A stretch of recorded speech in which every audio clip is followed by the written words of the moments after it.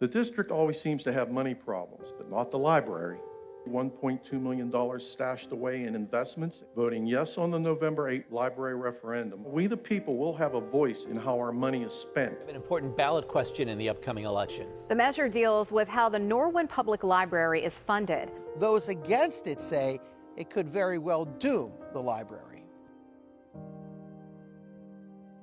We've been through this before. I think it was 2007 we had a challenge to our referendum status. And whenever we finished that, we just thought, okay, we're done. Like, we're good. Everyone in the community is behind us. And then whenever it came back up again, to just know that there are people in the community still thinking it's not a worthwhile use of their $27 a house is just mind-blowing to me.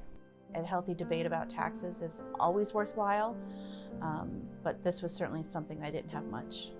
I couldn't really wrap my mind around. They were saying, or what they intended to say, was that we were hoarding money from the public and that we weren't being good stewards of library funding. Our patrons visit the library for a variety of reasons. Early literacy being a big one, job searching, researching medical conditions. We have people that come in to print out their car registrations. We have people that come to horror movie discussion groups. We don't care about your ethnicity, we don't care about your sexual orientation. You can walk in the door and check something out as well as anyone else can walk in the door and check something out. Investing in the library is investing in people. So when you invest in a library, you're not investing so much in the bricks and mortar and the books. You're investing in the people in our community so that they can pursue their educational and their vocational goals.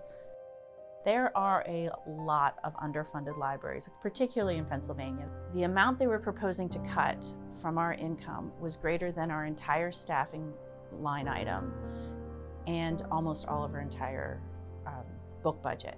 Money that had been saved for future investments in the library for years, for decades, would have gone to paying the electric bill.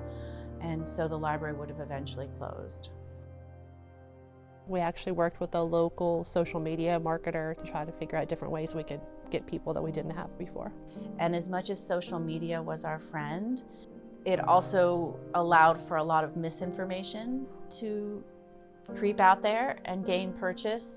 So we had to work, I think, especially hard compared to our experience in 2007 in reaching people where they were. Obviously, the old-fashioned yard signs, I think, drew a lot of attention. The retired teachers have a large emailing list. We asked them to help get the word out. Our garden club, organizations that had traditionally supported the library in various ways, were very helpful in getting the word out as well. There was so much tension. Like, you didn't know from one day to the next, okay, is something going to be released from the other side today that's discrediting us in some way? Are they going to take a graphic we designed and spin it to meet them? You just never knew what was going to happen.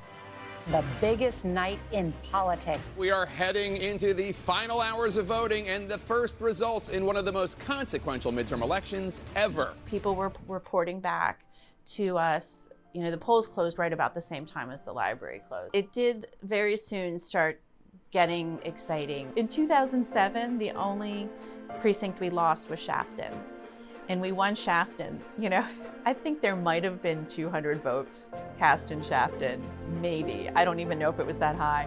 I think that, in some weird way, was the most exciting moment we had. Whenever I see parents come in with their little kids and they say, you can just take something here and take it home with you. And the kids will look like, we buy it? And they said, no, we can borrow it. And they don't understand what borrowing something is, because it's not something that you do with your kids. You either buy it or you don't buy it. So the fact that you can take home a big bag full of things for free blows little kids' minds. You can sit in here and have a discussion with someone that you may not have ever met before, but you meet in the cookbook aisle, and then there's sort of a fast friendship, even if it's only for 10 minutes. So it's a way for a community to connect without an economic entity around it. Making sure that everyone feels the library is a place for them. Just because the referendum is over doesn't mean we're going to let up on that. It just really says a lot about a community that is going to invest in a library.